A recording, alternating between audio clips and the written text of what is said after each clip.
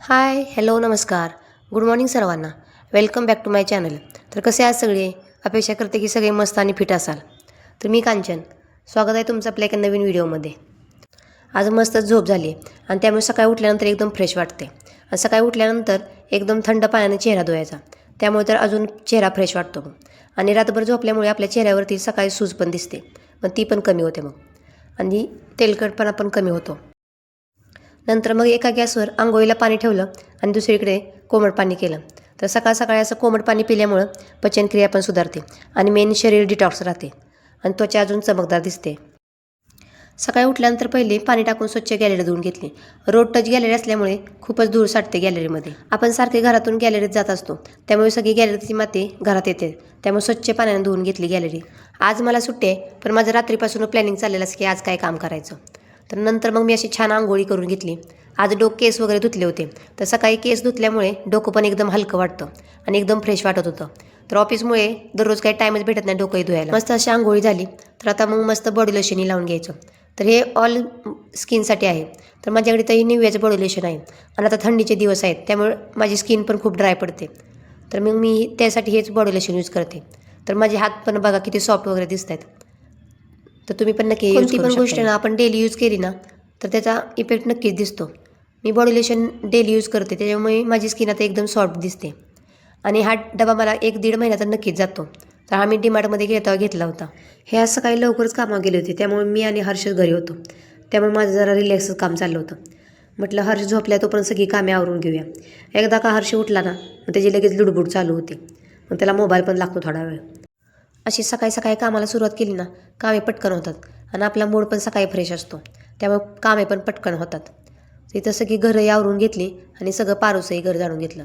असं म्हणतात की सूर्याची किरणं घराच्या यायच्या अगोदर आपण पारूचं घर झाडलं पाहिजे. पण ठीक आहे, आज सुट्टी होती म्हणून माझं जरा थोडं लेट झालं. मला ना असं एकटे असल्यावर काम करायला खूप आवडतं. कोणाचं काही लुडबुडी नसते, मध्ये मध्ये नसतं. त्यामुळे मग मला रिलॅक्स वाटतं आणि मस्त गाणी लावायची आणि छान आपलं काम करत राहायचं. तर इथं मी हर्षला हा स्टडी टेबल दिला आहे स्टडी करायला, पण त्याचा स्टडी टेबलपेक्षा पसारा टेबलच जास्त वाटतो. सगळा पसारा करून ठेवतो टेबल. अंघोळ झाली की पहिल्यांदा मला असाच चहा प्यायला लागतो.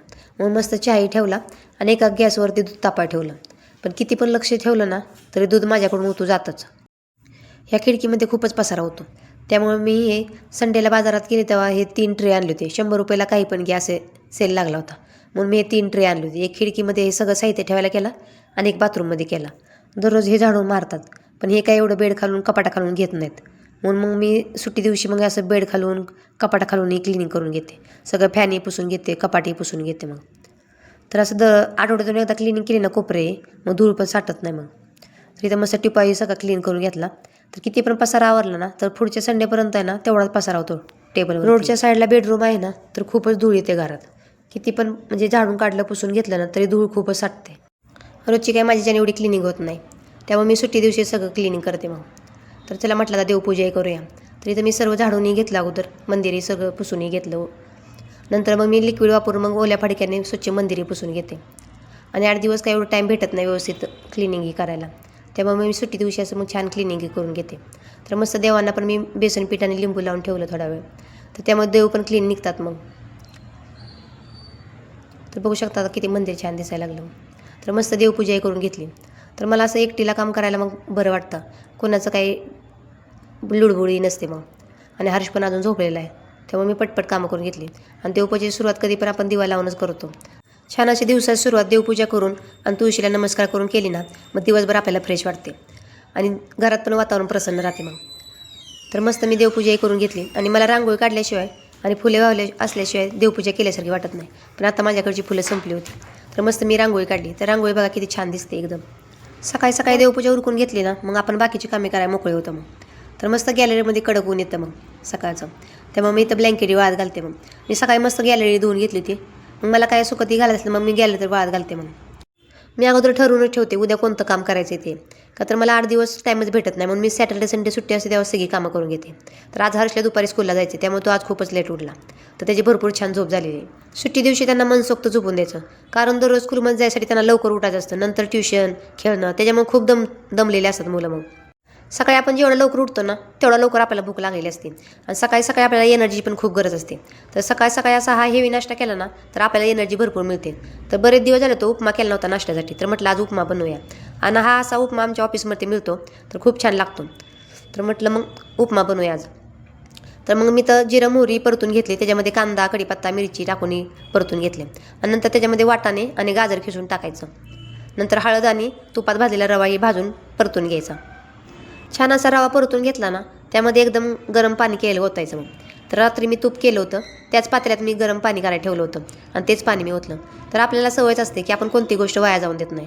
तर नंतर मग मीठही टाकून घेतलं आणि थोड्या वेळ 5 मिनिटाची वाफ काढून घ्यायची. सकाळी असा हा पौष्टिक नाश्ता केल्यामुळे आपल्याला दुपारपर्यंत भूक लागत नाही आणि आपलं कामावर पण कॉन्सन्ट्रेट होतं. बघा किती छान उपमा झाला ते. आणि थोडे केस ओले असताना केस विंचरायचे म्हणजे केसामध्ये गुंता होत नाही. तर आपल्याला सवय असते की केस धुतले की आपण तसे वरती टांगून ठेवतो आणि दिवसभर कामामुळे काय लक्ष पण राहत नाही केसाकडे. मग तर अशी छान आयडिया सापडली मला. मग तर आज हर्षला सुट्टी होती, मस्त मी त्याला आंघोळी घातली आणि त्याचा मेकअपही केला. मग त्याचे सगळं आवरले. मग दररोज काय टाईम भेटत नाही, दररोज मी ऑफिसला जाते तेव्हा हर्ष उठलेला असतो. तर मस्त मी त्याचं आवरूनही घेतलं सगळं. मग नंतर आम्ही दोघांनी मिळून नाश्ता केला. छान अशा गप्पा मारत मारत आमचं चाललं होतं. आणि आज उपीट एवढं छान झालं होतं, पण हे आज ऑफिसला गेले होते, त्यांना काही खायला भेटलं नाही. 1-2 वेळा माझ्याकडून उपीटची रेसिपी चुकली होती, त्याच्यामुळे हे बोलतात की तू उपीट काय बनवत जाऊ नको.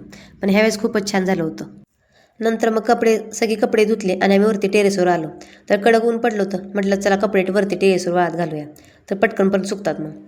तर मला 8 दिवस काही टाईम नसतो, त्यामुळे मी सगळी कपडे एकदमच धुते, त्यामुळे खूप सारे कपडे असतात मग. तर हर्ष बघा फ्रीजमधला बर्फ घेऊन आला होता आणि अंगावर टाकत होता. तर अशी आपली कामे असतात, किती पण कामे असली तरी काही संपत नाहीत. अशी सगळी कामे लक्षात ठेवून केली ना त्यामुळे आपली काही चिडचिड होत नाही आणि कोणतं काम विसरत पण नाही. तर असे मस्त आनंदाने सगळी कामं करायची. थंडीचे दिवस आहेत, वरती उन्हात आल्यामुळे खूपच छान वाटत होते आणि केस पण सुकले. आणि यांनी मला सांगितलं होतं उद्या आपल्याला बाहेर जायचं आहे, तर आजच सगळी कामे आवरून घे. बाहेर जायचं म्हटल्यावर तर उत्साह अजूनच वाढला, त्यामुळे सगळी कामे आजच आवरून घेतली. मग काय फरशी पुसून घेतली सगळी. मग तर छान घर क्लीन झालं होतं आता. आणि संध्याकाळी मला हर्षच्या स्कूलमध्ये जायचं होतं, त्याचं गॅदरिंग होतं, त्यामुळे मला सगळी कामे आत्ता आवरायची होती. तर हर्षने तो पण मस्त रसना बनवला होता, तर छान आम्ही रसनाही पिलो. मग तर हर्षला अशा खूप साऱ्या गोष्टी येतात. मग कॉफी बनवतो, तो चहा बनवतो, मॅगी बनवतो, ऑमलेट हे मस्त बनवतो.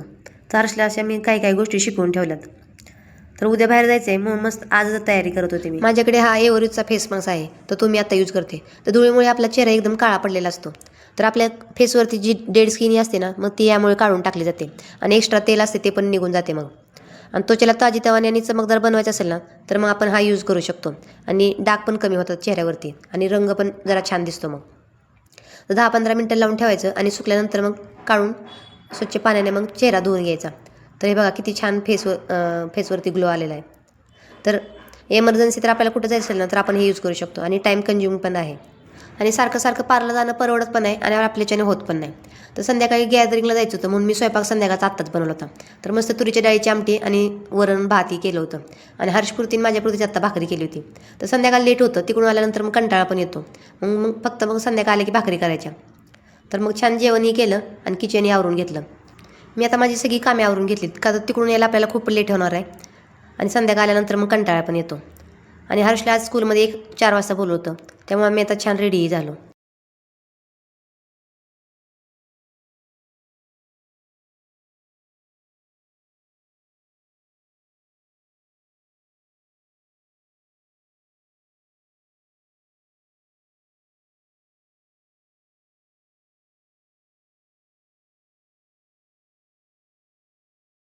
चला आम्ही तर खूप एक्सायटेड आहे हरचा डान्स बघायला.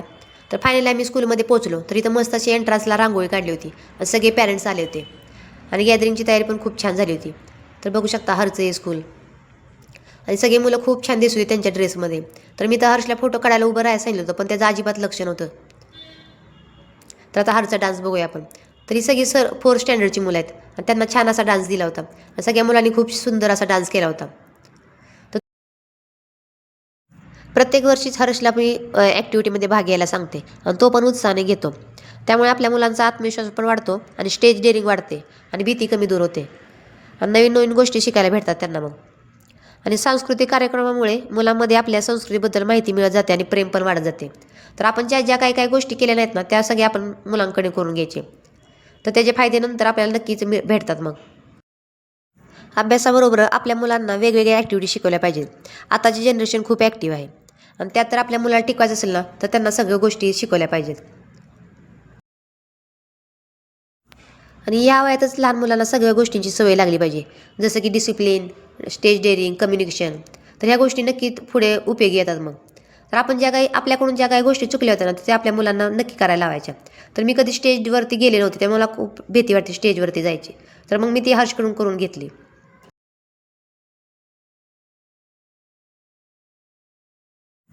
तर हरचा डान्स कसा झाला आहे ते नक्की कमेंट करून सांगा. तर सर्व मुलांनी खूप छान सुंदर डान्स केला होता. तर एवढी प्रॅक्टिस करायला त्यांना 15 दिवस लागले होते.